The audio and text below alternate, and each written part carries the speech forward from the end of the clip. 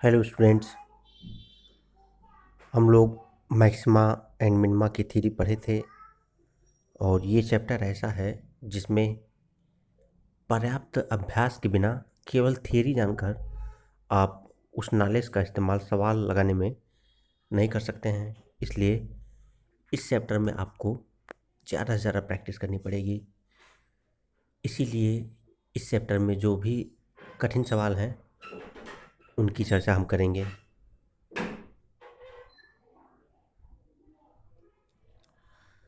Question है,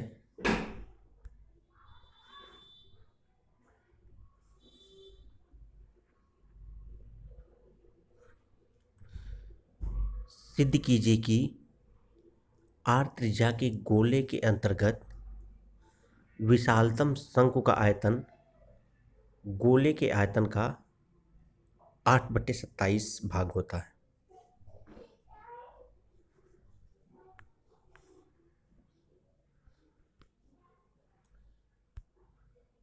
मान लीजिए कोई गोला है,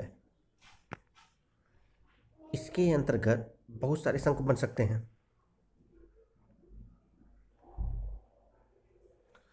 तो कह रहा है कि आर त्रिज्या का अगर कोई गोला है तो उसके अंतर्गत जो बहुत सारे शंकु बनेंगे उसमें जिस शंकु का आयतन सबसे अधिक है उसका आयतन गोले के आयतन का 8/27 भाग होगा। अब मान लीजिए कि आर त्रिज्या का एक गोला है जिसकी ऊंचाई h है और बेस का रेडियस r है।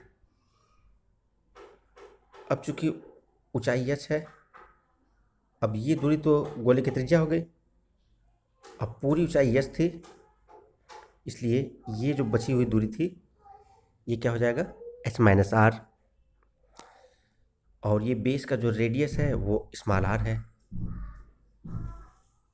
और आप चित्र में देख सकते हैं कि ये भी गोले का रेडियस r ही है। और ये जो त्रिभुज है समकोण त्रिभुज है। समकोण त्रिभुज में कर्ण का जो वर्ग होगा वो आधार के वर्ग और लंब के वर्ग के योग के बराबर होगा। इसलिए r स्क्वायर बराबर हो गया h-r का whole square plus small r का होल स्क्वायर। अब अगले स्टेप में इसी को ओपन कर दिए आप। r square equal to h square plus r square minus 2h r plus r square. अब कैपिटल R स्क्वायर से कैंसिल, 75 किए आप, स्मॉल r स्क्वायर बराबर ये चीज़ आया 2RH माइनस h स्क्वायर। अब चूंकि आपको वॉल्यूम को मैक्सिमाइज करना है और वॉल्यूम का क्या फार्मूला होता है, 1/3 पाई r स्क्वायर h। अब स्मॉल जो r स्क्वायर है वो भी h के रूप में आ गया है, तो r स्क्वायर की ये जो वैल्यू है उसको वॉल्यूम की जो फार्मूला है उसमें पुट कर दें। तो पुट करने के बाद क्या स्थिति आई,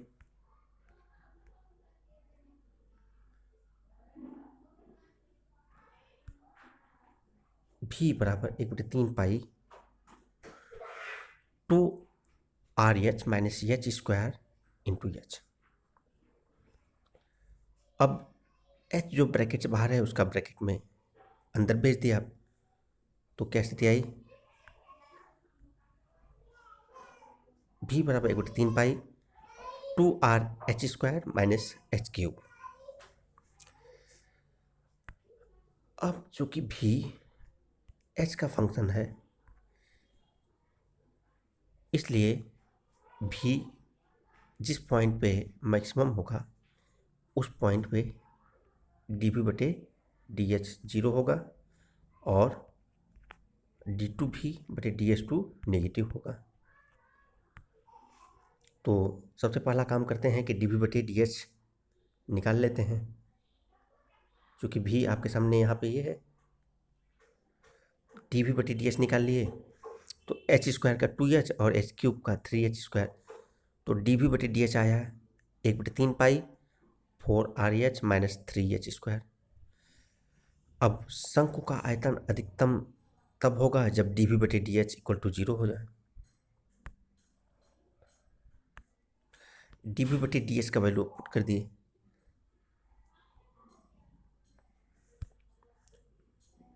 तब क्या स्थिति आई? 1/3 pi 4R into H minus 3H² equal to 0। 1/3 pi दाहिने तरफ भेजेंगे तो 0 हो गया। अब क्या बचा? 4RH minus 3H² equal to 0। अब इससे H के दो वैल्यू आए, H इक्वल टू 0 और H इक्वल टू 4R/3। अगर शंकु का आयतन की बात की जाए, जब H इक्वल टू 0 हो, हाइट रहे ही नहीं। अगर हाइट है ही नहीं, जैसे जैसे हाइट कम होगी शंकु की स्थिति, पहले मान लीजिए ऐसे थी, हाइट कम होगी तो स्थिति बदलती जाएगी। अगर H 0 होगा तो जो शंकु मिलेगा वो किस तरह का शंकु मिलेगा? इस तरह से, उसमें कोई भी वॉल्यूम नहीं रहेगा, तो अधिकतम शंकु नहीं होगा बल्कि वो तो न्यूनतम हो जाएगा। तो H इक्वल टू 0 पॉसिबल नहीं है। क्या बचा? H equal to 4/3। अब H इक्वल टू 4R/3 पे जो शंकु का आयतन है वो अधिकतम है, इस बात की गारंटी कैसे होगी? H इक्वल टू 4R/3 पे अगर शंकु का आयतन अधिकतम रहेगा तो इस पे डबल डेरिवेटिव जो होगा d2v/ds2 इस पॉइंट पे नेगेटिव होगा। तो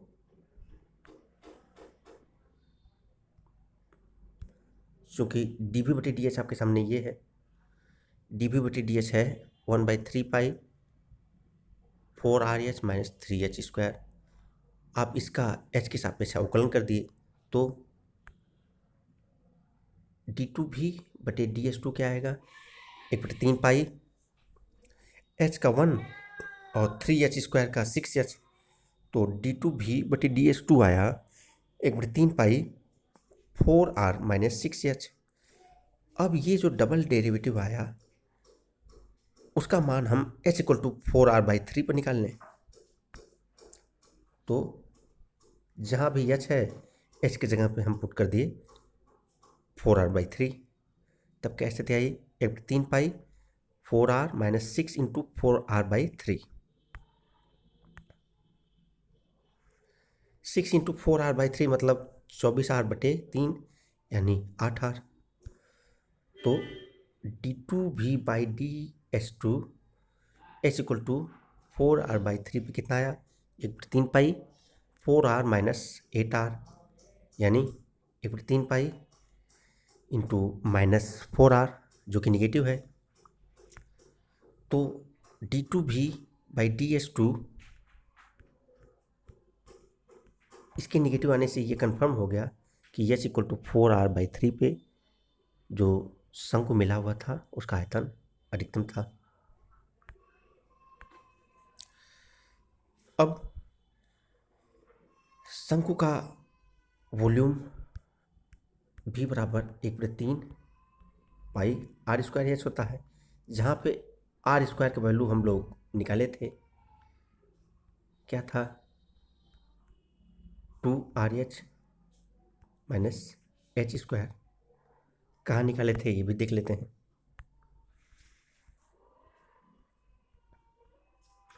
शुरुआत में ही हम लोग R² का वैल्यू निकाले थे।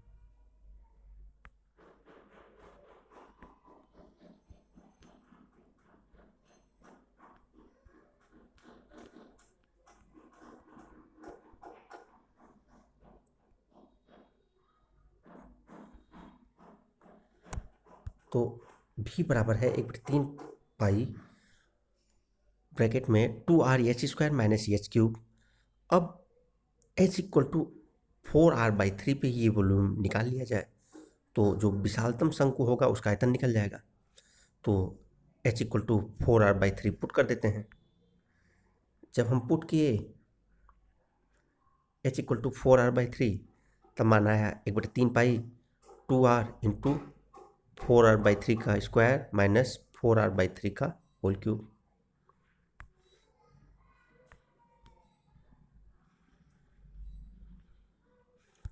अगले स्टेप में इसको सॉल्व किया गया तो आया 1/3 pi 32/9 R cube minus 64/27 R cube. अब 9 और 27 का लघुत्तम ले लिए तो 27 आ गया। 1/3 पाई बाहर है, क्या स्थिति बनेगी? 32 × 3 यानी 96 R cube minus 64 R cube बटे 27। तो ये स्थिति आई। विशालतम शंकु का आयतन है 1/3 pi 96 R cube minus 64 R cube बटे 27। अब 96 R cube minus 64 R cube कितना हो जाएगा? 32 आर क्यूब। तो आया 1/3 पाई इंटू 32 आर क्यूब बटे 27।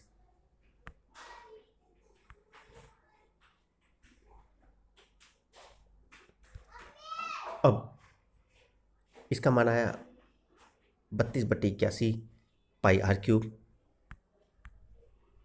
क्योंकि 1/3 पाई इंटू 32/27 था, 3 का 27 में गुणा हुआ तो 81 आ गया। तो इसी आई 32/81 पाई आर क्यूब। इसको आप लिख सकते हैं 4/3 पाई आर क्यूब गुणे 8/27, क्योंकि 32/81 को लिख सकते हैं 4/3 गुणे 8/27, क्योंकि क्वेश्चन में जो चीज़ प्रूफ करना है हम उसी रूप में बदलने का प्रयास कर रहे हैं। तो हमने 32/81 पाई आर क्यूब को लिख दिया 4/3 पाई आर क्यूब इंटू 8/27। तो क्या स्थिति आई? 4/3 पाई आर क्यूब क्या था?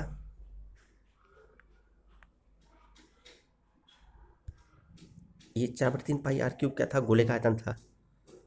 तो हम देखते हैं कि जो विशालतम शंकु का आयतन था वो गोले के आयतन और 28/27 का गुणनफल है, यानी कि विशालतम शंकु का आयतन गोले के आयतन का 8/27वां भाग होगा। अब नेक्स्ट लेक्चर में हम लोग मैक्सिमा एंड मिनिमा के दूसरे प्रॉब्लम को उठाएंगे। Thank you.